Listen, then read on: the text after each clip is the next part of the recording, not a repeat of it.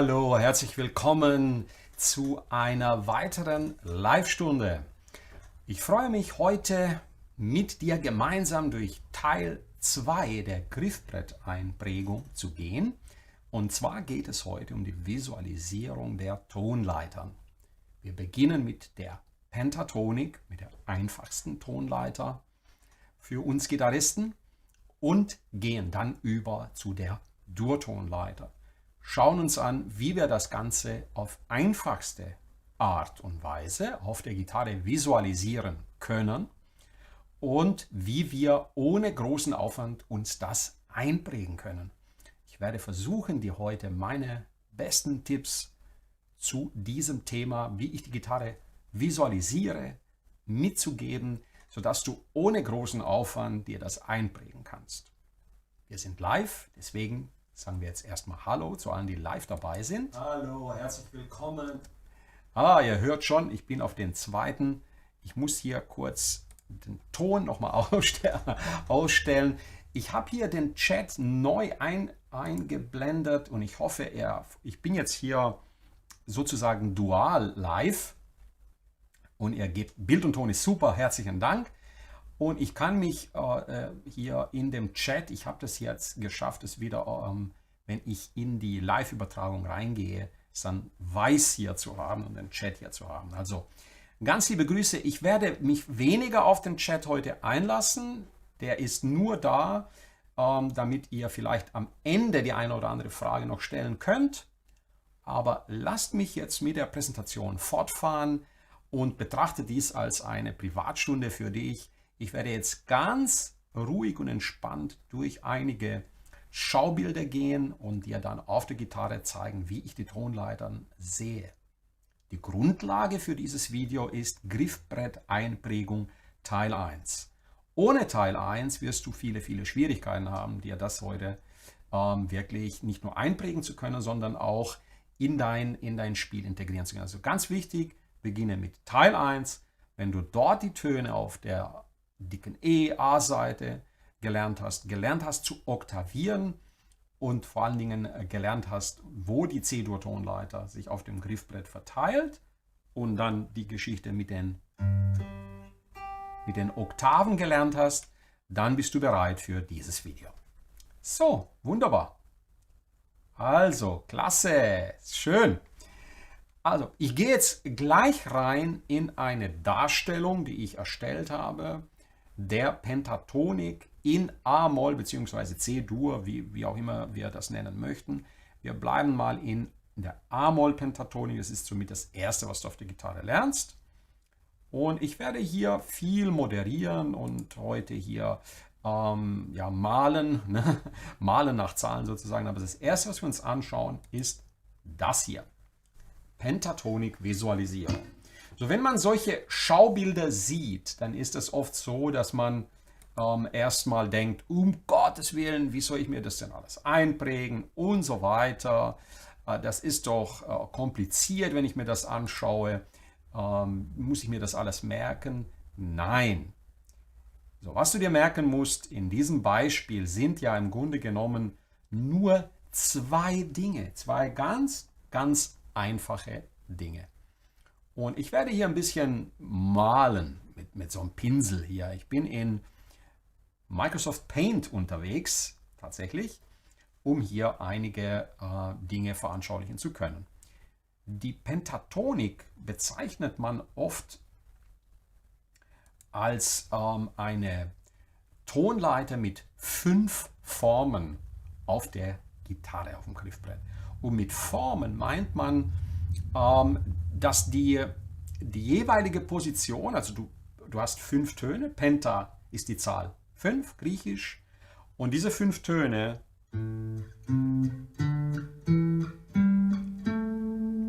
sind die Töne eigentlich der normalen Durtonleiter ohne, was hat man weggelassen, die Halbtonschritte, also ohne das F und ohne das H.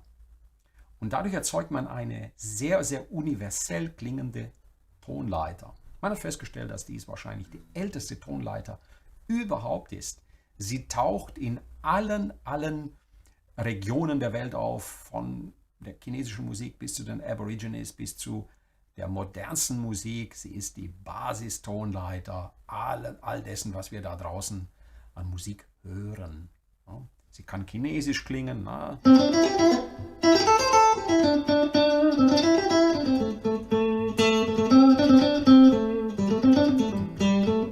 Sie kann indisch klingen. Sie kann rockig klingen. Bluesig.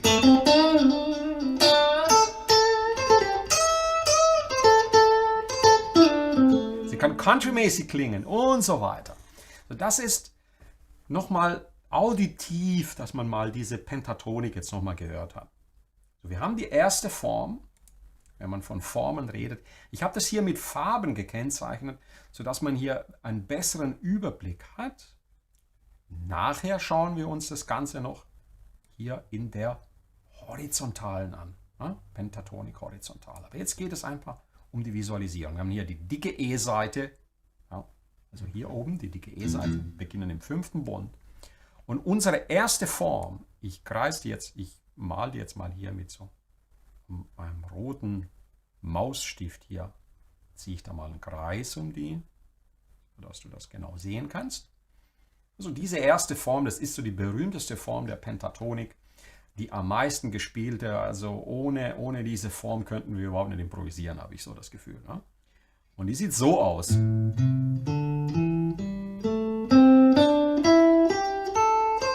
Das ist meistens die erste Tonleiter, die du auf der Gitarre lernst. Und das hat bestimmte Gründe. Sie ist bequem zu spielen und leicht einzuprägen. Gleich vorneweg in Bezug auf Visualisierung.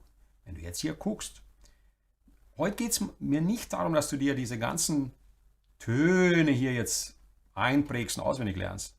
Wobei es ja nur 5 sind in dem Beispiel. A, C, D, E und G. Und dann beginnt es wieder von vorne. A, C, D, E, G, A, C, D, E, G und so weiter.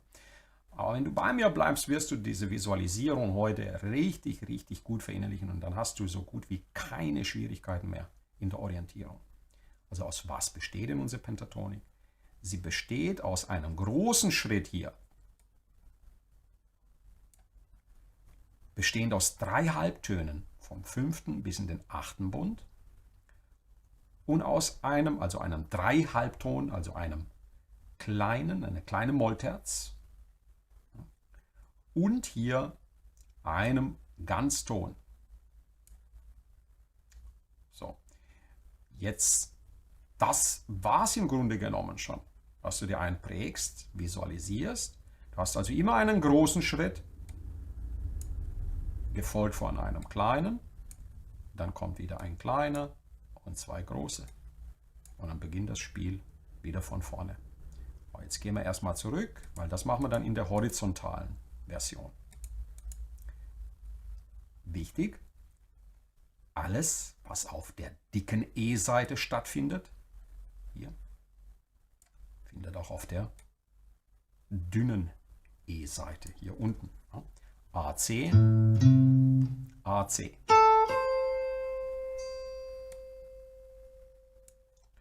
So, wie habe ich mir das eingeprägt? Achtung, wenn du hier oben beginnst, du merkst dir die erste Form der Pentatonik. Du hast einen großen Schritt und auf den großen Schritt folgen immer 3 kleine Schritte. Also auf den großen Schritt mit 3 Halbtönen folgen 3 Schritte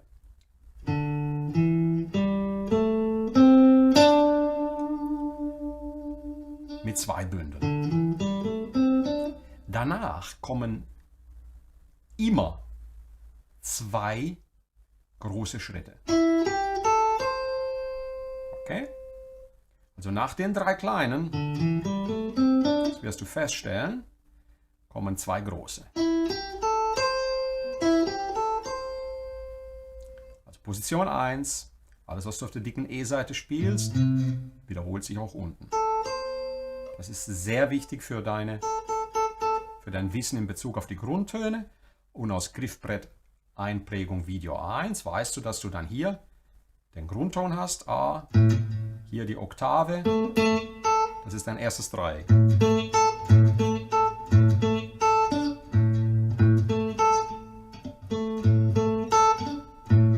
Ja, so ein schönes Intervall, ne? Und diese Form lernst du dann, großer Schritt, 3 kleine, und prägst sie dir ein.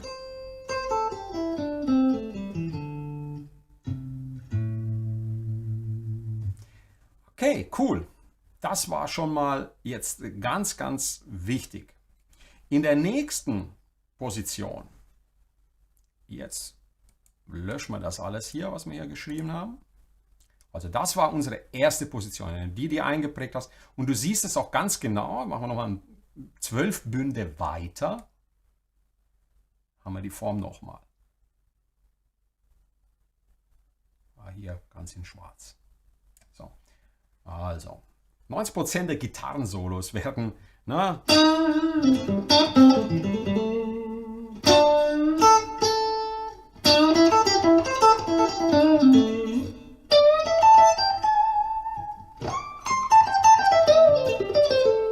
werden in diesen beiden Lagen, oft haben die Gitarristen zu 90% sich zwischen diesen beiden Lagen aufgehalten, mit natürlich Bendings, wo sie dann in die zweite Position noch reinziehen.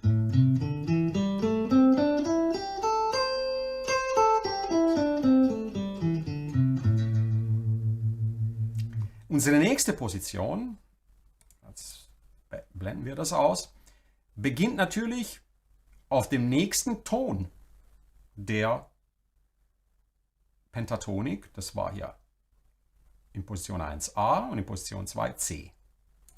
Und das ist dann unsere nächste Form. So sieht die aus. Bang. Und wenn du jetzt sie dir genau anguckst, hast du hier wieder etwas ganz Interessantes, nämlich, wenn du die 2 großen Schritte hier unten gespielt hast, dann folgt definitiv kein in der nächsten Position. Das ist wichtig, dass du dir das jetzt merkst. Also Position 1 endet mit 2 großen Schritten. Position 2 kann nicht hier auf dem C mit dem großen Schritt beginnen. Sie beginnt zwangsweise mit einem kleinen Schritt und gefolgt von 2 großen. Und wie ich vorhin gesagt habe, nach den beiden großen Schritten folgen immer 3 kleine. Also hier sind die 2 großen Schritte und dann folgen 3 kleine. Hier die 2 großen. Ja.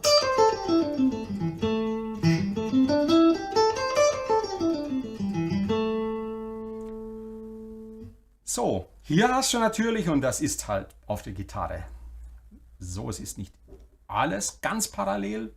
Was haben wir gelernt in Video Nummer 1? Die Gitarre ist aufgeteilt in 3 Saitenpaare. Paar 1, Paar 2, Paar 3. Ja. Alles, was du auf Paar 1 spielst, beispielsweise A, C, D, E, wiederholt sich auf dem zweiten Paar, ganz wichtige Information, 2 Bünde weiter. Also du hast auf dem ersten Paar mit dem A losgelegt, im 5. Bund, und jetzt geht es weiter im 7. Bund mit denselben beiden Intervalle, ein großer und ein kleiner Schritt. Und auf dem 3. Saitenpaar, hier unten, dem 3. Saitenpaar, gehst du von dem 7. Bund in den 9. Bund. 9. Bund, also 3 Bünde weiter. 3. Saitenpaar, 3 Bünde weiter. Hier, 9. Bund. So, hier natürlich, sorry, von 7 auf 10. Nicht in den 9. Bund.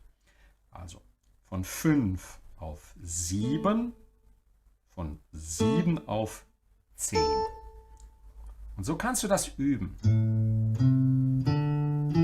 Deine Pentatonik.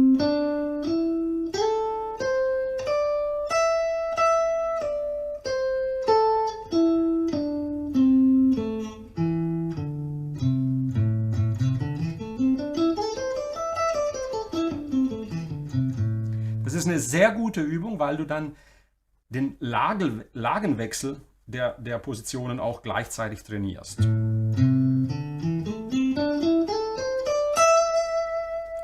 Und gleich wird einiges sofort klar, wenn du bei mir bleibst. Okay? Also, nochmal.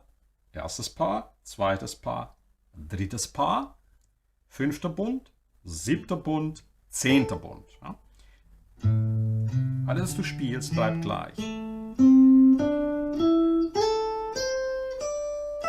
ist eine der besten Informationen, die du auf der Gitarre verinnerlichen solltest. Bin ich die allerwichtigste, was die Orientierung angeht. Und es hilft dir unglaublich viel, wenn du diese Oktavierung verinnerlichst auf dem gesamten Griffbrett. Ganz, ganz entscheidend. Dann bist du eine Rakete auf der Gitarre. Das garantiere ich dir. So, ziehen wir das Video hier noch ein bisschen höher, dann kannst du noch besser sehen. Also, was haben wir jetzt bis hierher gelernt? Wenn wir hier in der ersten Lage mit 2 großen Schritten enden, hier, das löschen wir jetzt alles wieder. So. Dann beginnt die nächste Position, also Position 2, die ich jetzt hier rot eingekreist habe, beginnt mit einem kleinen Schritt, sofort gefolgt von 2 großen. Ja? 2 große und nach den beiden großen folgen zwangsweise 3 kleine Schritte.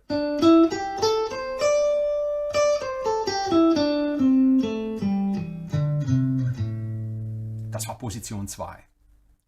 Perfekt. Jetzt gehen wir in die Position 3. Die beginnt im 10. Bund hier mit der Note D. Wir kreisen die jetzt ein. So, einen schönen Umkreis ziehen um diese Lage. Und wir sehen hier, wegen der H-Seite, ne? Die H-Seite ist ja immer so ein Thema, ist jetzt der zweite große Schritt hier, AC, ein Bund nach rechts versetzt. Ja, haben wir vorhin gehabt. Hier AC vom 5. Bund beginnend. Hier AC auf dem 2. Seitenpaar vom 7. Bund beginnend. Und hier AC, 3. Seitenpaar vom 10. Bund beginnend. Hier siehst du die Oktavierung. Ne?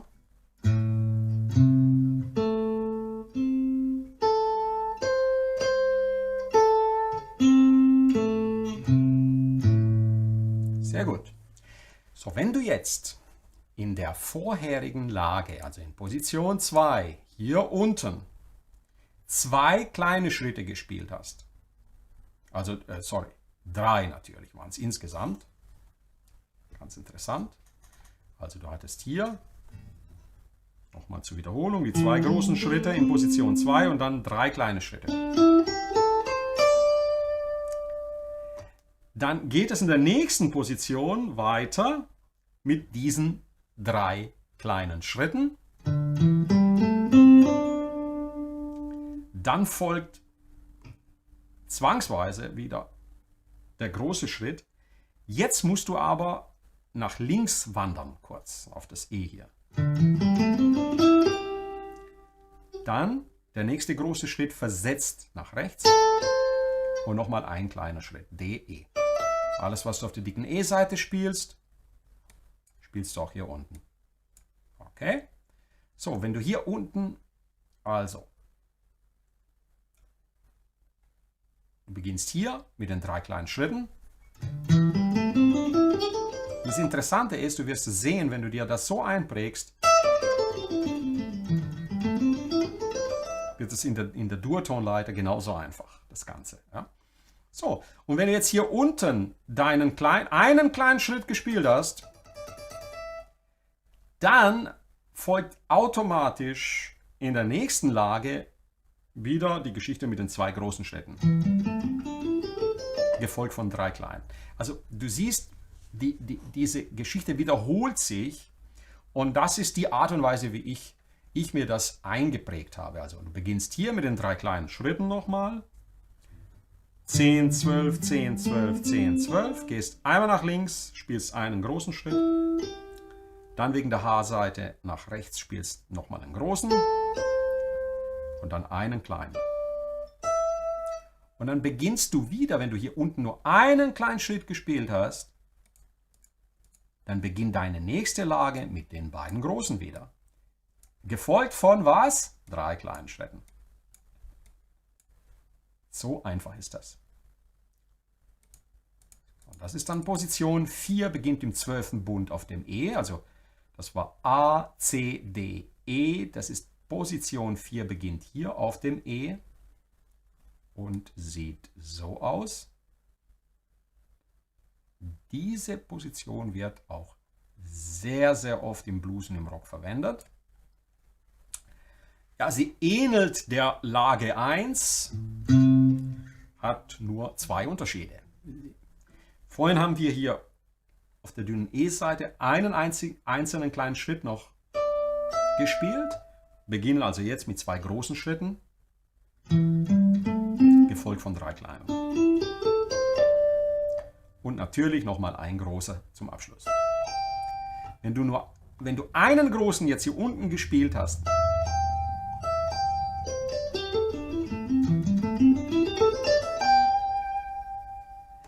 dann geht es gleich weiter mit, nach dem einen großen hier unten, auf dem nächsten Schaubild, dann siehst du auch gleich.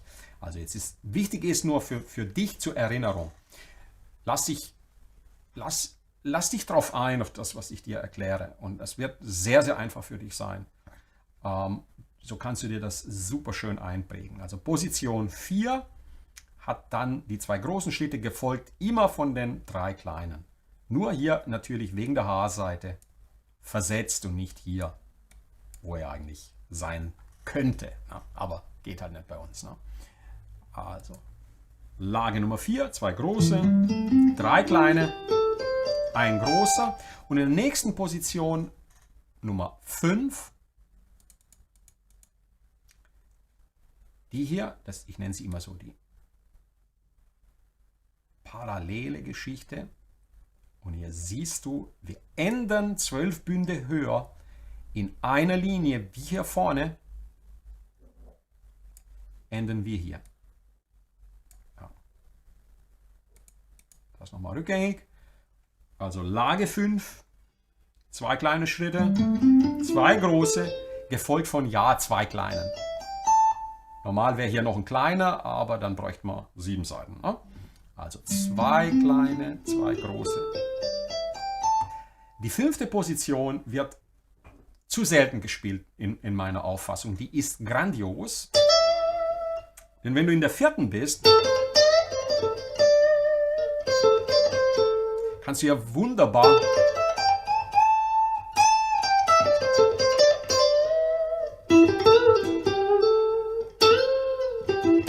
hier hört man oft Gilmour zum Beispiel in der 4. das A auf C hochziehen.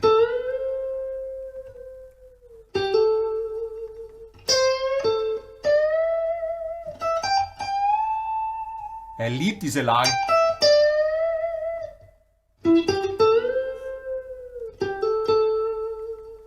Aha.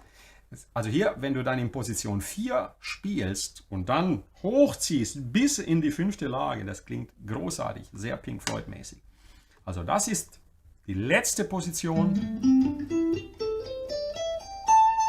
Und dann wiederholt sich nach Position 5 unsere Position 1, beginnen im 17. Bund, eine Oktave höher.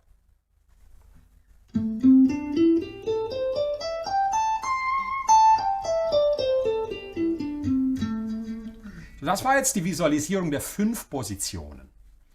Was ich jetzt mache, ist, dass ich dir nochmal etwas zeigen möchte, wie du das trainieren sollst. Ich werde dir natürlich alles zur Verfügung stellen. Nochmal auch die Videos verlinken zu den einzelnen Positionen der Pentatonik, sodass du dir auch nochmal das angucken kannst und das gesamte Material für die Unterstützer über meine Webseite und über Patreon. Jetzt gucken wir uns das Ganze an. Und zwar, ich blende das jetzt kurz hier aus und muss das dann neu sozusagen ein neues Bild hier einfügen. Und das mache ich hier on the fly, wie man das so schön sagt. Hinzufügen, Bildschirmaufnahme. Ich schiebe das jetzt ein bisschen hoch. Und dann könnt ihr das genau verfolgen, wie ich das mache. Und jetzt schauen wir uns die 5 Lagen horizontal an. So. Und das Ganze ziehen wir jetzt hier drüber und schon sind wir bereit, hier weiterzumachen. Wenn wir uns jetzt das angucken, dann haben wir Folgendes. Position 1. Position 2. 3.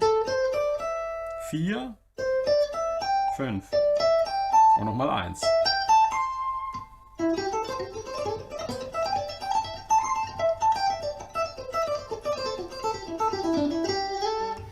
Und so, das ist jetzt oft die Art und Weise, die man bei den modernen Gitarristen hört. Joe Bonamassa zum Beispiel. Der macht also fantastische Läufe, indem er die Positionen der Pentatonik horizontal abruft. Und jetzt ist wichtig, hier etwas mal sich zu Gemüte zu führen. Und jetzt siehst du in der Horizontalen nochmal die Einfachheit der Pentatonik. Achte mal drauf. Wie schön sie sich hier ausbreitet. Ich habe das extra jetzt markiert, dass du die einzige Geschichte hier, die sich verschiebt, hier zwischen dem E und C, dass du die noch, habe ich in blau markiert. Aber was hast du? Du hast 2 große Schritte in Lage 1, 2 kleine Schritte. Und bevor du das oktavierst, hast du nochmal 2 kleine und dann hier oben oktavier 2 große. Ja? Und das ist schon mal sehr, sehr wichtig, dass du dir das jetzt einprägst für nachher für die Durtonleiter. Und jetzt guck mal, wie sich das spiegelt. Wenn du jetzt auf der dünnen E-Seite, und übrigens, ganz wichtig, bevor ich es vergesse, ganz wichtig, die ganzen Intervalle hier in der Pentatonik, die ganzen Intervalle, die, wenn du von einer Seite auf die nächste springst, sind alles Quarten. Okay, das musste ich noch unbedingt loswerden. Das ist mir also ganz wichtig. Hier, achte nochmal drauf. Sekunde. So, lass mich das nochmal zeigen. Also, was ich meine mit Intervalle. Von A zu D, Quarte. Quarte. D zu G, Quarte. E zu A, Quarte. Und so weiter. Bam, bam, bam, bam, bam, bam. Alles Quartenintervalle. Ja? Boom, boom, boom, boom, boom. So. Nur, dass du das auch nochmal visualisiert hast. So.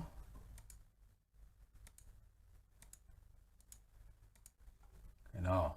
Hoch mit dir. So, die Quarten, die hier übereinander liegen, hier auf der H- und E-Seite, großer Schritt.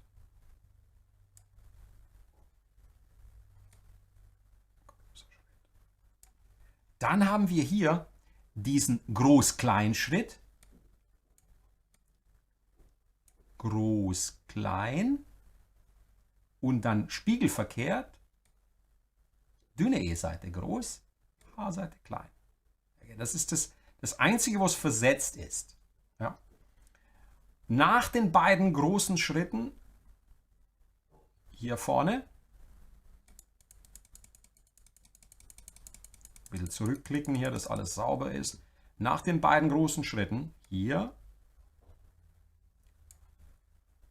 folgt parallel, sind parallel. Es ist ganz wichtig, dass du das dir einprägst. Folgt in der zweiten Lage der Pentatonik 2 kleine Schritte. Dann spiegelt sich das Ganze und dann kommt einzeln ein großer und ein kleiner. Jetzt kommt die Spiegelung. Klein, groß. Dann 2 kleine und 2 große. Und wenn du das so einprägst,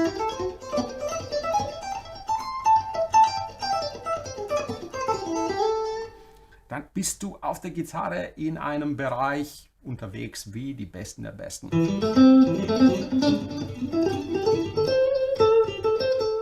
Und dann siehst du, nur so kann ich dann sowas abfeuern, weil ich muss da nicht lange überlegen. Ich habe meine 2 großen Schritte. So, was habe ich jetzt gemacht? Hier bin ich im 5. Bund mit den beiden großen.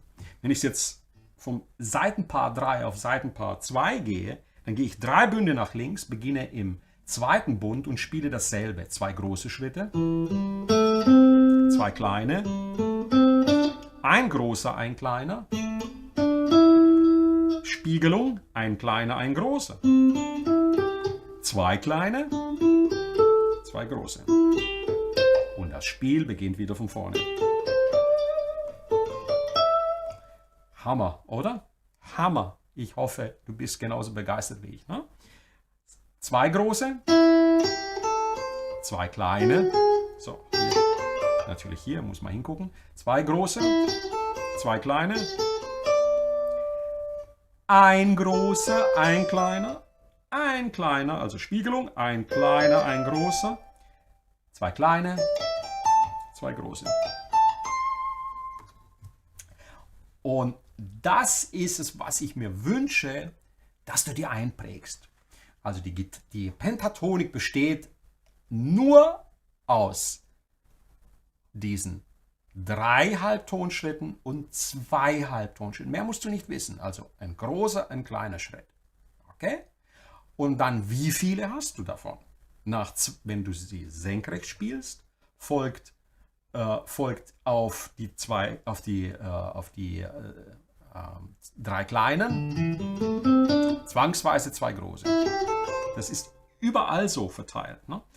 Beziehungsweise, wenn du die 2 großen spielst, folgen die 2 kleinen, die 3 kleinen. Ja. Also ich habe das so verinnerlicht und visualisiert, dass, wenn ich drüber nachdenke, mich als verspreche. Das ist also was völlig Normales. Ne? Und 3 kleine, 2 große.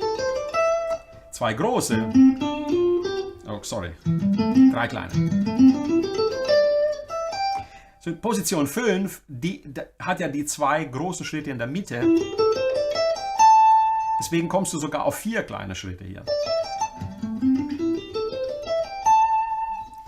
Und das war's, was die Visualisierung der Pentatonik angeht.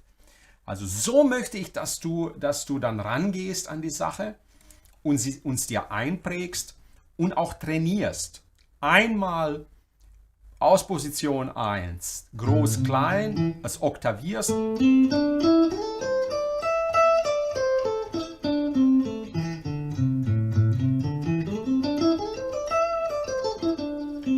Dieses Oktavieren ist ganz wichtig. Und dann in der Horizontale 2 große, 2 kleine, groß, klein, Spiegelung, klein, groß, klein, klein, groß, groß.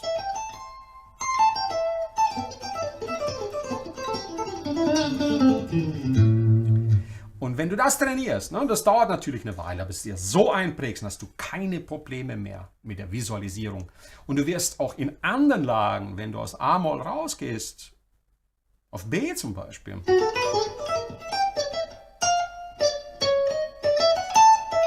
nochmal, erstmal ein Akkord für mein Ohr.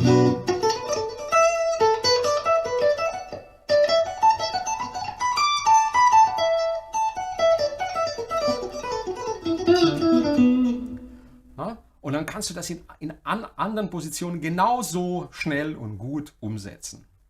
Also bitte, lern das. Und für mich ganz, ganz entscheidend ist, wenn du das horizontal so lernst, wie ich es dir hier gezeigt habe. Ne? Großer Schritt, kleiner Schritt, groß, kleiner, Spiegelung, klein, groß, klein und dann 2 große. Und dann, wenn du das lernst, und dann oktavierst du das Ganze. Ja? Also spielst es hier und dann spielst du es hier, beginnend auf dem mittleren Seitenpart.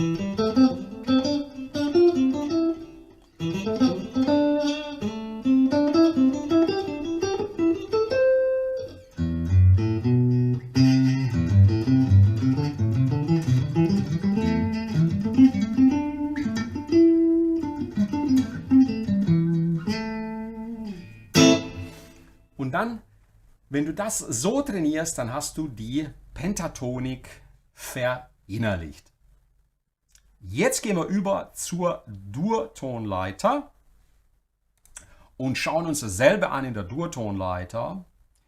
Aber bevor ich da reingehe, schaue ich kurz in den Chat rein, einfach nur um sicher zu gehen, dass da Rechte alles soweit okay ist. Die Moll, okay, super. Liebe Grüße an euch alle. Die Schulter, rechte Schulter ist halbwegs wieder okay. Ja. Sie zwickt noch ein bisschen. Okay, jetzt gehen wir wieder in Paint rein, schließen das, öffnen die zweite Datei, Visualisierung. Also ich bin hier ja ganz live für euch, deswegen habt ein bisschen Geduld mit mir. Ich brauche ein bisschen jetzt. Bis ich das hier eingeblendet bekomme. Mit Paint öffnen, öffnen mit Paint. So. Und dann die Ansicht hier vergrößern. Yes. So. Und dann gehen wir hier drauf und schon kannst du hier sehen, die C-Dur-Tonleiter mit 3 Tönen pro Seite. Lass dich nicht irritieren, dass es jetzt noch mehr Töne sind wie vorhin und noch mehr Noten. Das ziehen wir noch ein bisschen höher, dass man auch die Bünde hier unten sehen kann. 3 Töne pro Seite C-Dur-Tonleiter. Wir haben insgesamt in der Dur-Tonleiter 7 Töne.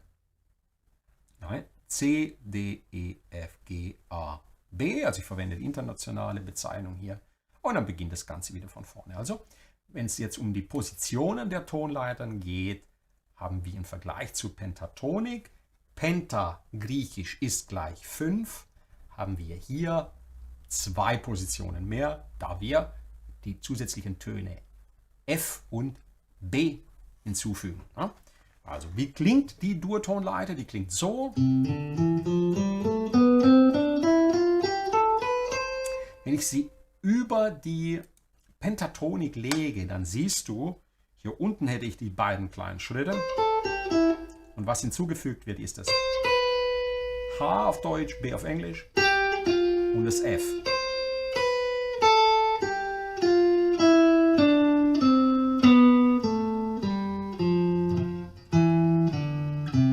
Oder?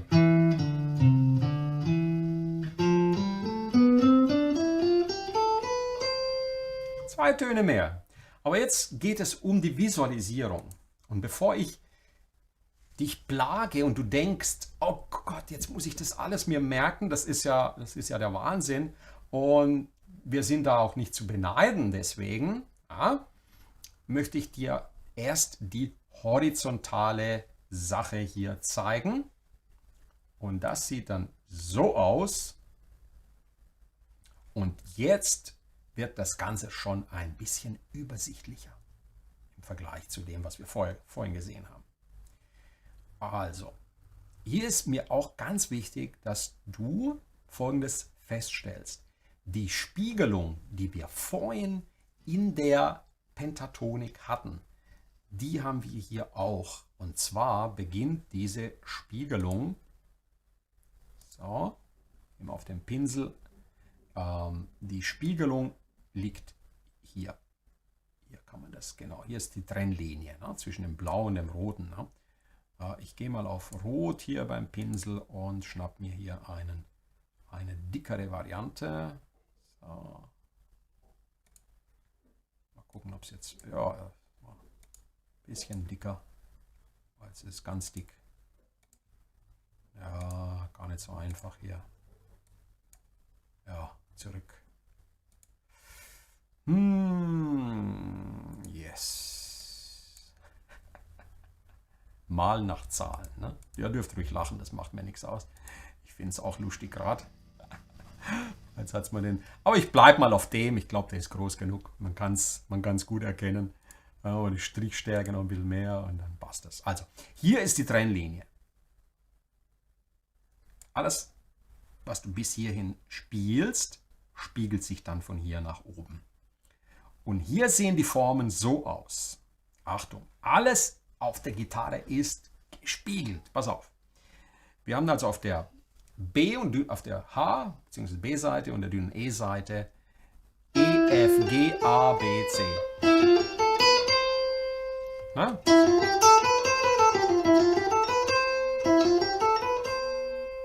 Kleiner Schritt, Halbton, großer Schritt.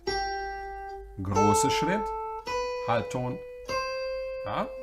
Also, das Einzige, was wir hier haben im Vergleich zu Pentatonik, wir haben diese Halbtonschritte und dann die Ganztonschritte. Und eine verblüffende Spiegelung, die auf der Gitarre immer wieder vorkommt. Ja. Wenn wir hier jetzt gespielt haben, ein Halbton, Ganzton, dann folgt auf der dünnen E-Seite ein Ganzton, ein Halbton. Ja. Und dann geht es genauso weiter, achte drauf. Ne? Wenn wir jetzt hier spielen, zwei Ganztöne, also nochmal zurückblenden. Unser erstes Pattern ist das hier. Bam. So.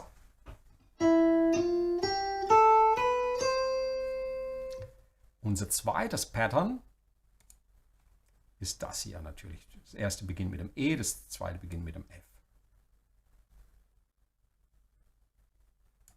Und hier haben wir dann zwei Ganztöne, einen Halbton und einen Ganzton. Das erste war 2. Und jetzt kommen 4 parallele Positionen. Beginnend mit dieser Geschichte hier. Ab der dritten Lage haben wir dann das hier.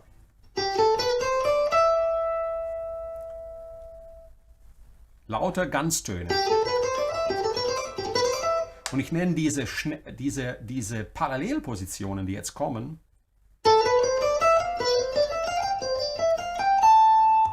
die Spiegelungen und Schnellspiellagen, 4 Stück insgesamt, zwischen der Pentatonik 1 und der oktavierten Pentatonik Position 1. Und dann kannst du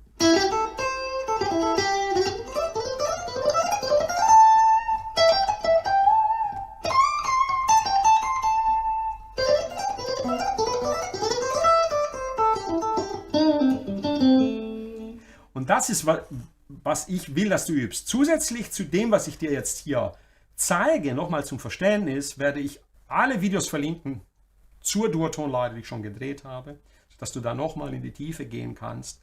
Aber ich glaube, mit dieser Visualisierungshilfe heute wirst du das gut kapieren. Also ich kann es zumindest nicht besser erklären. Position Nummer 4 beginnt dann hier mit Groß-Klein. Dann kommt Klein-Groß und dann kommt wieder parallel Groß-Groß. Also ich hoffe, ich weiß nicht, wie ich es anders erklären soll, ich hoffe, ihr könnt das sehen. Ne? Diese Parallelität, diese Trennung hier in der Mitte und dann hier, was hier passiert und hier passiert und dann wie schön man das auf der Gitarre umsetzen kann. Auch hier habe ich wieder alles, was ich hier gespielt habe. Ich spiele jetzt mal alle 7 Lagen.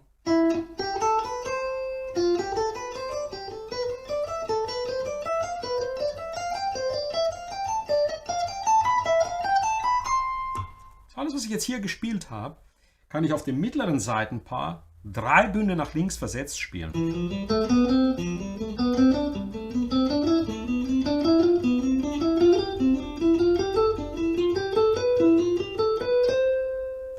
und natürlich auf dem letzten Saitenpaar dasselbe nochmal. Und so habe ich mir das eingeprägt. Einmal natürlich habe ich die 5 Lagen der Pentatonik auch gelernt.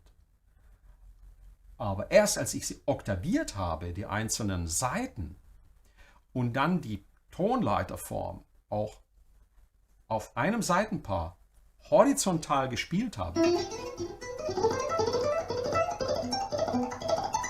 Schaut euch die Besten der Besten an. Schaut euch Yngwie Malmsteen an. Schaut euch diese Leute an, die machen das genau so. Ja, beispielsweise ein verminderter Laut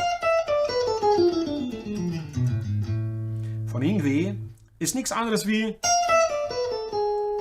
die Oktavierung.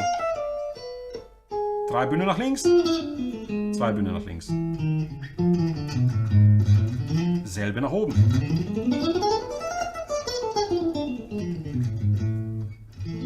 Dasselbe gilt für die Pentatoniken und für die Durtonal.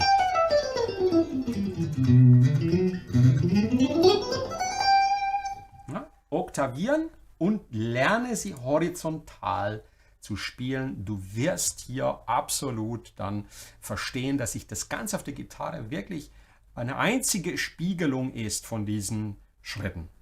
Also, und immer wenn du in der Mitte der Positionen ankommst, dann spiegelt sich das Ganze nach oben. Ja? So. Also nochmal. Halbton, Ganzton, Spiegelung, Ganzton, Halbton. Bam. Nächste Lage. Nach Ganzton, Halbton folgen 2 Ganztöne, Halbton, Ganzton. Und ab hier, und du siehst es jetzt, wenn ich es dann in der Vertikalen zeige, wie sich die Spiegelungen wiederholen. Und ab hier dann hast du die 4 parallelen Fingersätze.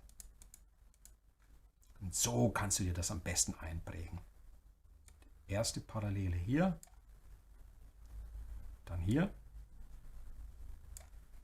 und dann die Spiegelung. Also von groß, klein auf klein, groß, klein, groß, klein, groß und dann am Ende wieder groß, groß, groß, groß. Alles wieder löschen. Und so kannst du das wunderbar erkennen. So, wenn ich jetzt hochgehe und wieder dieses Schaubild aktiviere, dann siehst du die 7 Lagen der Durtonleiter so farblich hier gekennzeichnet. Okay, also Position 1 beginnt. Und jetzt wieder Spiegelungen ohne Ende.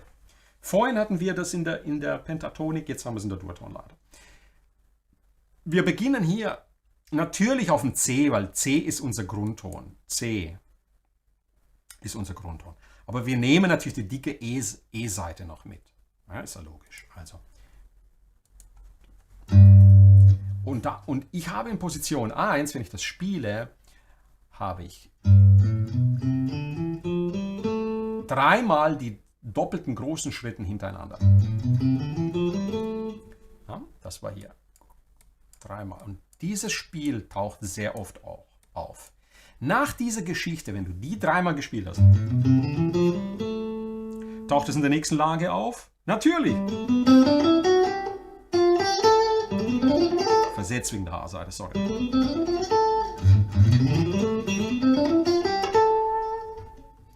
Und nach diesen 3-mal großen Schritten folgt immer klein, groß, gefolgt, ja, das sieht man hier, von einer Wiederholung von klein, groß, bam, bam, und dann beginnt die Spiegelung, groß, klein, Halbton, Ganzton, Halbton, Ganzton, Ganzton, Halbton. Dies bedeutet, wenn du jetzt auf der dünnen E-Seite A, B, C gespielt hast, also Ganzton, Halbton, dann geht es in der nächsten Position weiter, fliegen wir alles zurück, mit genau diesem Ganzton, Halbton. Also du endest hier unten auf A, B, C und die nächste Lage beginnt hier.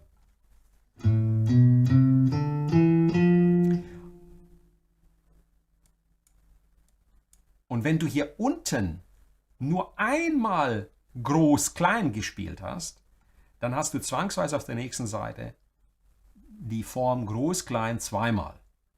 Nach groß-klein, also Ganzton, Halbton, folgen wieder die drei mit den Ganztönen. Natürlich hier unten auf der H-Seite versetzt um einen Bund nach rechts. Was du hier gespielt hast, G, D, B, C, D, E, F, G, A, wiederholt sich hier G, A, B, C, D, E, F, G, A. So. Und nach den Ganztonschritten, die du hier dreimal gespielt hast, folgt zwangsweise Halbton, Ganzton. Wenn du ihn jetzt hier unten auf der dünnen E-Seite, auf der dünnen E-Seite nur einmal gespielt hast, dann folgt er hier der Schritt Halbton, Ganzton wieder zweimal. Also, was haben wir in der Durtonleiter, um das nicht jetzt übers ganze Griffbrett nochmal zu erklären, weil ich glaube, ihr seid alle mehr wie fähig, das zu verinnerlichen. Wir haben immer in der Durtonleiter dreimal diese parallelen Fingersätze mit den Ganztönen. Immer. Bam, bam, bam, bam, in dieser Lage. Ja, zurück.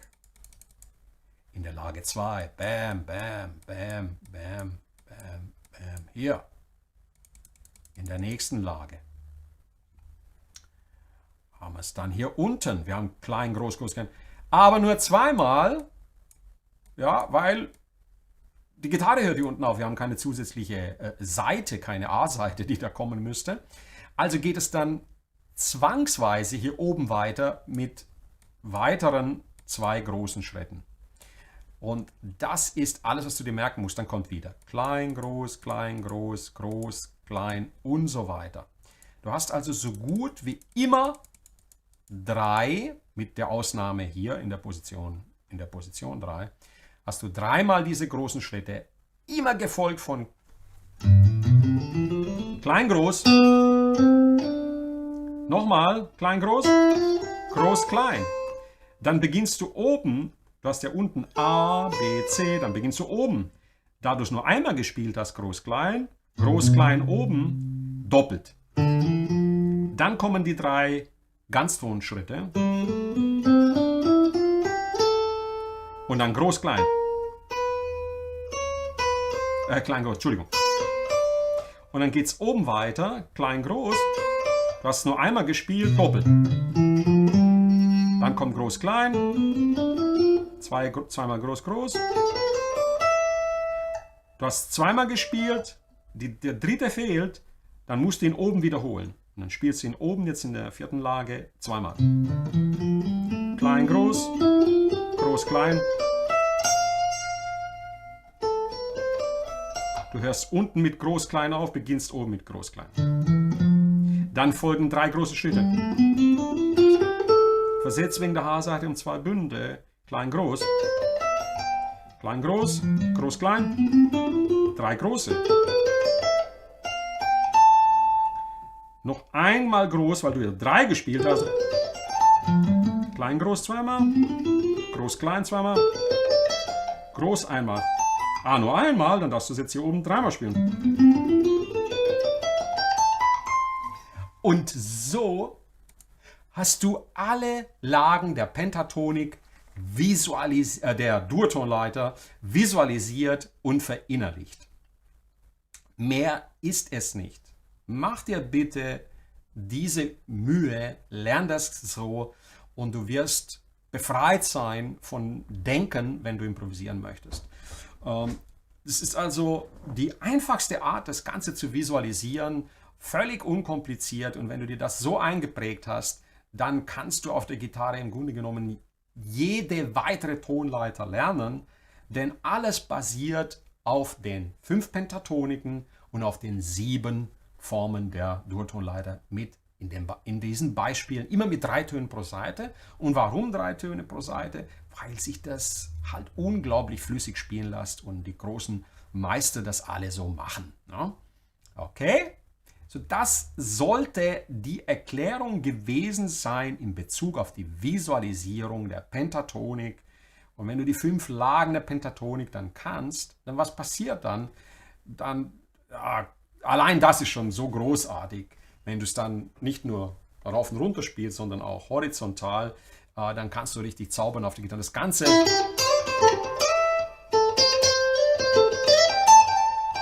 klingt dann wesentlich, wesentlich professioneller und nicht mehr nach dieses ewige Treppen rauf und runter spielen. Ne? Also ganz, ganz tolle Sache. Und dann, wenn du die Pentatonik gelernt hast, dann kommt die Blue Note hinzu, die Blues Note.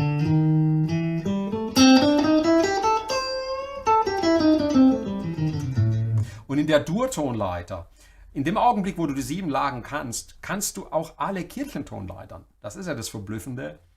Du bist dann wirklich in der Lage, dorisch, lydisch, mixolydisch, was auch immer zu spielen. Du musst dir nur merken, über welche Tonart du welchen Klang erzeugen möchtest. Und diese 7 Formen der Durtonleiter, die ich extra noch in Schaubildern dir verlinke, die beinhalten auch alle Kirchentonleitern. Und dann gibt es noch exotische Tonleiter, ne?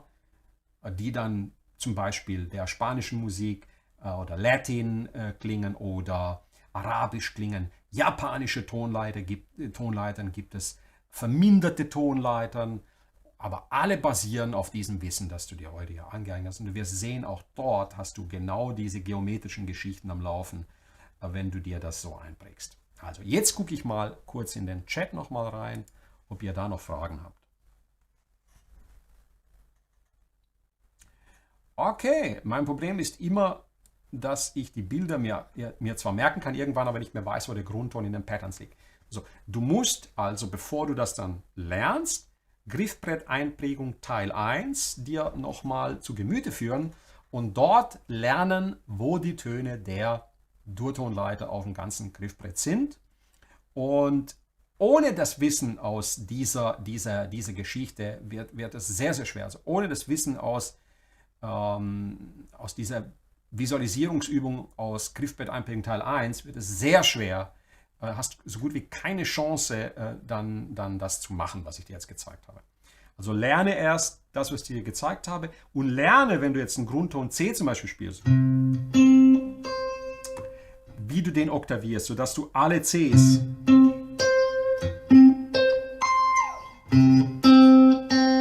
mit den Dreiecken, wie ich sie in Griffbrett-Einprägung Teil 1 erklärt habe, dass du dann die Töne auch finden kannst. Wenn du nicht weißt, dass im 10. Bund hier ein D ist oder im 5. Bund auf der A-Seite ein D ist oder hier ein D oder hier ein D, dann wird es unmöglich. Okay? Also erst Step by Step sozusagen. Mit diesen beiden Videos kannst du im Grunde genommen problemlos loslegen dann auf der Gitarre.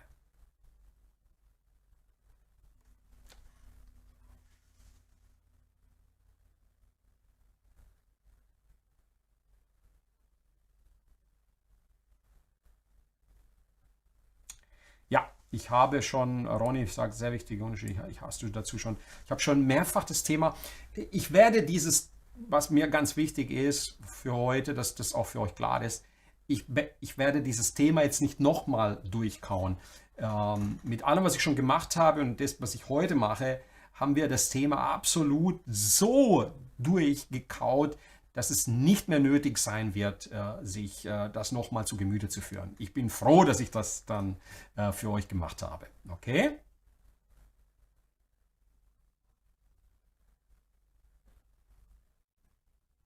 Ja, wie Baxi hier schreibt, der Schlüssel scheint nur dieser Wechsel zwischen Groß-Klein und diese Spiegelung zu sein.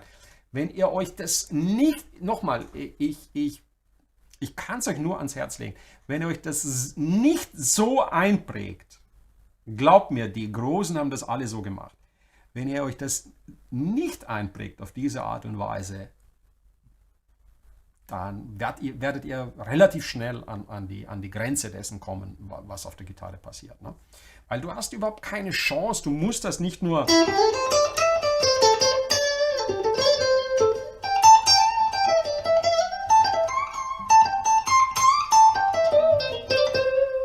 Du musst dir das so einprägen, weil dann bist du befreit.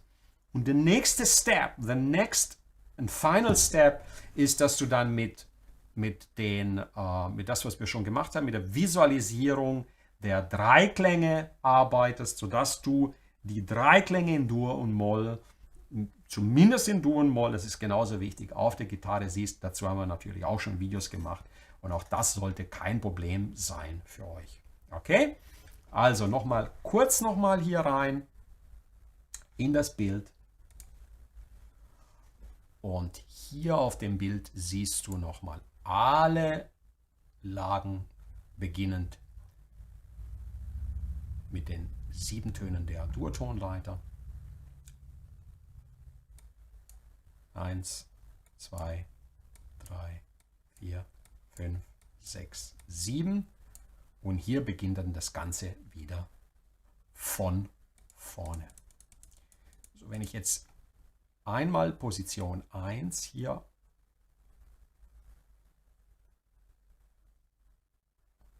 umrande und dann mache ich dasselbe nochmal hier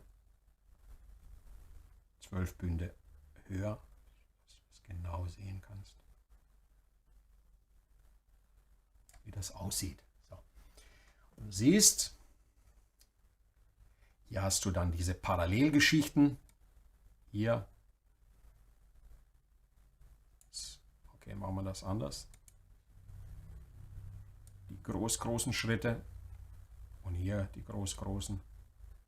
Dann hast du das hier und hier und hier und hier. Und wenn du das dann so verbindest hier, ne, dann bist du hier absolut der King auf der Gitarre. Ne?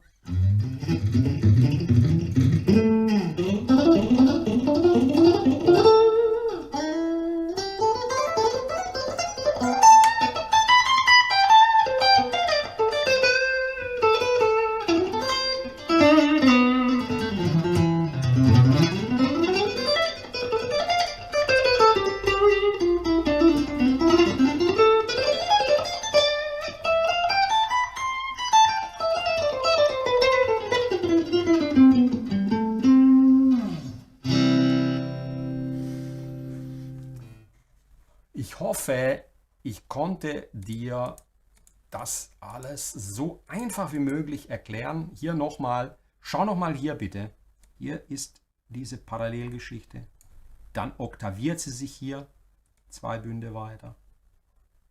Ja, ich denke, man kann das gut sehen. Und dann oktaviert sie sich hier nochmal 3 Bünde weiter. Ja.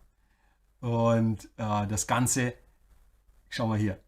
Bam, bam, bam. Und allein wenn du dir diese Geschichte hier mal einprägst, ne?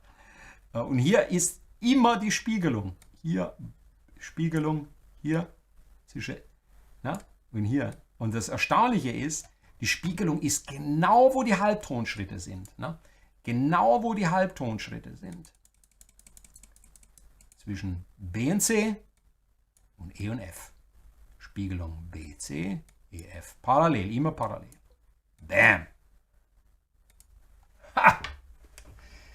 Also, ich hoffe, ich konnte dir eine neue Sichtweise zeigen, wie du die Tonleitern pentatonisch wie auch in der Dur-Tonleiter visualisieren kannst und konnte dir hiermit die Sorge nehmen, dass du das nicht lernen kannst. Es ist fast unmöglich, das nicht zu lernen und verinnerlichen zu können auf diese Art und Weise.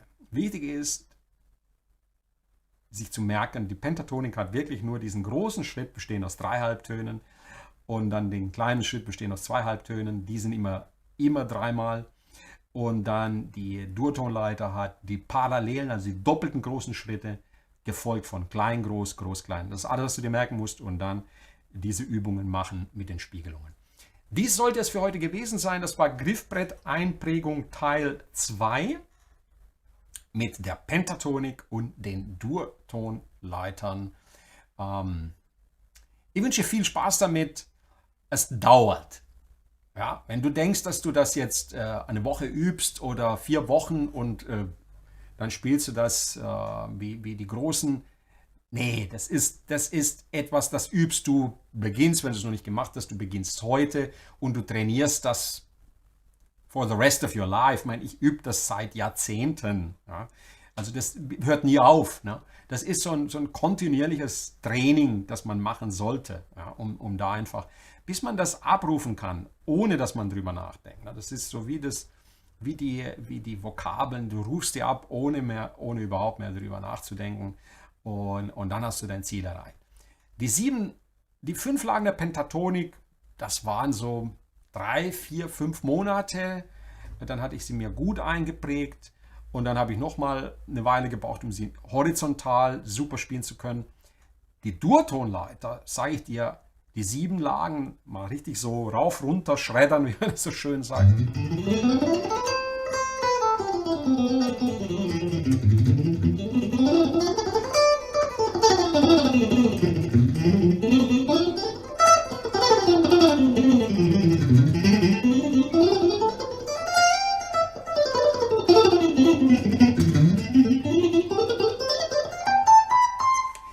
Das hat mindestens ein halbes Jahr gedauert. Und denke daran, ich übe das jetzt zwar jetzt nicht mehr täglich, aber immer wieder trainiere ich ja mit diesen Geschichten, weil ich Solos lerne und stelle immer wieder fest, es ist immer wieder dasselbe. Die Gitarre ist nicht so kompliziert, wenn man das, was ich dir heute erklärt habe, wenn du das verstanden hast. Dann ist das Ganze, und bitte verrate es nicht den anderen Musikern, also die andere Instrumente spielen. Wenn du das verinnerlicht hast, dann hast du es drauf. Okay? Also, so das sollte es gewesen sein. Jetzt gucken wir noch mal kurz, ob da noch Fragen sind. Die Screenshots sind hilfreich. Ich hoffe, ja. Ja, ich meine, ich habe das natürlich, die Visualisierung lernst du, wie ich es dir hier erklärt habe, mit diesen Schritten. Großer, kleiner Schritt, Halbton, Ganzton, Ganzton, Halbton, 2 Ganztöne hintereinander und dann in die Finger bekommst du das nur durch Wiederholung. Das geht einfach nicht anders. Ne? Wenn du jetzt sagst, ich will das parallel, also du willst das jetzt zum Beispiel in der Horizontalen lernen, in der Durtonleiter, dann hilft nur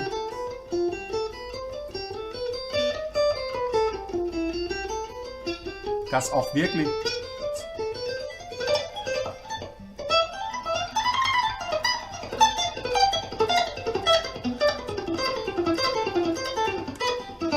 Das Ganze zu wiederholen und zu verinnerlichen. Es geht nichts über eine geduldige Wiederholungsrate und Spaß daran. So, das ist etwas, du musst dir Folgendes vorstellen. Am Klavier üben die Leute, die zum Beispiel sich zum Konzertpianisten ausbilden, die üben das 5, 6 Jahre, jeden Tag, 3, 4 Stunden. Ja. Und wir Gitarristen spielen mal ein paar Mal durch die Pentatonik, lernen Position 1 und denken, ja, ich kann das jetzt, das war's. Das ist ein bisschen mehr, aber es ist nicht so kompliziert, wenn du das mit der Spiegelung und mit der Oktavierung, also mit Paar 1, Paar 2, Paar 3 verstanden hast. Herzlichen Dank, Grüße, lieber Werner. Super. Oh, da haben Leute schon die neuen Helix-Presets. Viel Spaß damit, Chris. Bei den großen Schritten, das ist auch wieder so ein Punkt, der mir wichtig ist. Rüdiger schreibt hier, bei den großen Schritten reicht bei mir die Fingerspreizung nicht aus. Folgende Dinge kannst du machen. Nummer 1, kauf dir eine Gitarre mit einer kürzeren Mensur. Beispielsweise eine Gibson-Gitarre mit einer 625 mm. Die Strat ist hier oben relativ breit. Und dann, wenn du dich an die großen Schritte gewöhnen willst, dann beginne weiter oben. Beginne nicht mit Position 1, beginne mit Position 3. Und dann hast du hier klein, groß, groß, klein und hier unten die beiden großen Schritte. So, du kannst jetzt das hier, ich gehe mal in die Nahaufnahme, du kannst das jetzt hier unten in dieser Form spielen mit dem Ringfinger. Und denke dran, mein Daumen ist hier ganz, ganz unten platziert. Ja? Ganz unten. Sodass mein Handgelenk nach vorne kommt. Wenn du den Daumen hier oben hast, dann kannst du das nicht spielen.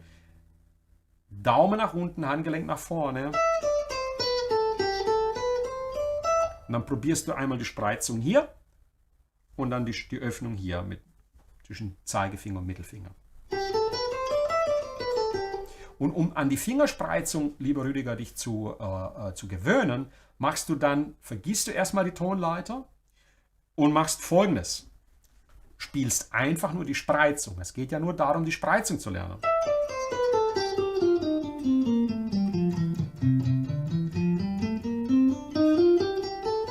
Also du spielst einfach nur Bund 8, 10 und 12 über alle Seiten. Mit der Öffnung zwischen Zeigefinger und Mittelfinger. Ist das immer noch zu breit, dann geh in den 10. Bund. Und dann spielst du das zweimal pro Seite beispielsweise.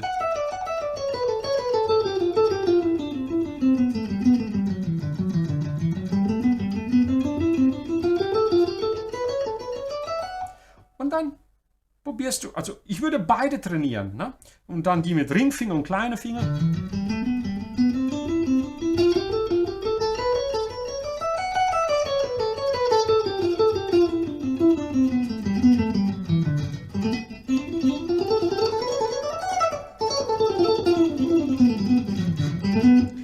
Und dann arbeitest du dich einen Bund tiefer. Und mit der Zeit, ohne dich zu zwingen, wirst du tatsächlich hier unten ankommen. Achte drauf. Und ich habe wirklich, Leute, ich habe keine großen Hände. Ihr seht es doch, ne? Das sind völlig, also Paul Gilbert ist wahrscheinlich so lang, mindestens 5 cm länger. Und schau mal hier, ne? Mit der Zeit habe ich mir das erarbeitet. Und ich kann nicht nur das, ich kann sogar das. Guck hier. Natürlich ist es krass und anstrengend. Ne? Aber es ist reines Training, okay?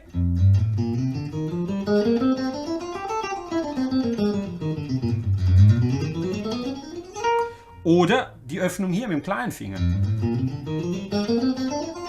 Aber hier oben ist es viel leichter. Ne?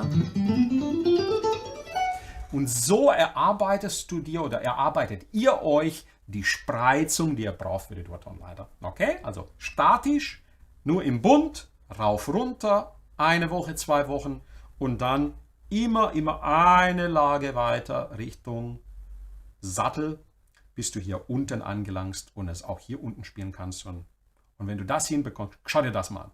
Das ist doch Wahnsinn, oder? Und ich meine, ich bin ja auch nicht mehr der Jüngste. Ja? Also, das funktioniert. Ja? Okay? So absolut wichtig für eure Motivation.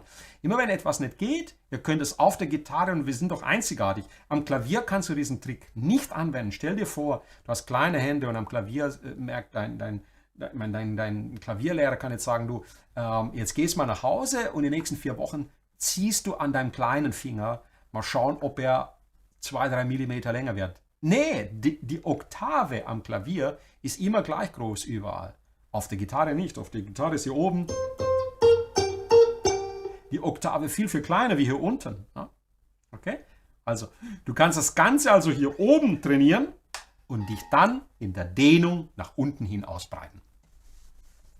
So, das sollte es jetzt von meiner Seite gewesen sein. Herzlichen Dank an euch alle für eure Aufmerksamkeit. Ich hoffe, dass diese Unterrichtsstunde, und wenn du dir das Video anschaust, bedenke immer wieder, dies sind Unterrichtsstunden auf hohem Level, live. Wenn ich den einen oder anderen Fehler mache, es ist menschlich, es ist also was völlig Normales. Ja. Punkt 2, eine Unterrichtsstunde geht nicht 5 Minuten oder 10 Minuten. Das ist die Realität. Ja. Du sollst dich so fühlen, als ob du jetzt bei einem Lehrer zu Hause warst, und der wirklich detailliert, und eins kann ich dir ganz sicher sagen, kein Lehrer nimmt sich so viel Energie und Zeit, um dir das so detailliert in einer Stunde zu erklären. Also da musst du dich schon sehr, sehr lieben, oder du zahlst ihm einen Haufen Geld, dass er das so liebevoll und detailliert macht. Okay? Deswegen wünsche ich dir jetzt, dass du, wenn du so nett wärst, das auch honorierst. Ne? Also lass ein Abo da, falls du es noch nicht gemacht hast. Verbreite das Video, dass auch andere davon lernen können. Unterstütze mich über meine Webseite oder über Patreon, sodass ich weiterhin für dich hier diesen Unterricht live machen kann. Herzlichen Dank für deine Aufmerksamkeit. Ich freue mich, dich im nächsten Video sehen zu dürfen. Und am Donnerstag haben wir eine richtig, richtig tolle Session mit dem Supergitarristen Fabian Ratzak. Er ist wieder da. Ich freue mich sehr. Ich werde ihn erstmal ein bisschen befragen und dann seid ihr dran. Also überlegt euch bitte schon mal für Donnerstag, welche Fragen ihr Fabian stellen wollt, sodass er dann in dieser Live-Session sie euch beantworten kann. Herzlichen Dank, viel, viel Spaß, auch weiterhin, viel Erfolg und vor allen Dingen viel, viel Motivation. Bis zum nächsten Mal. Ciao, ciao, ciao. Ich gehe jetzt offline. Ja, Teil 1 ist natürlich auf meiner Webseite. Der ist sogar, Teil 1, lieber Markus, ist direkt, wenn du auf meine Seite gehst, findest du das. Oder gib's in die Suche des Kanals ein. Tschüss. Ciao, ciao.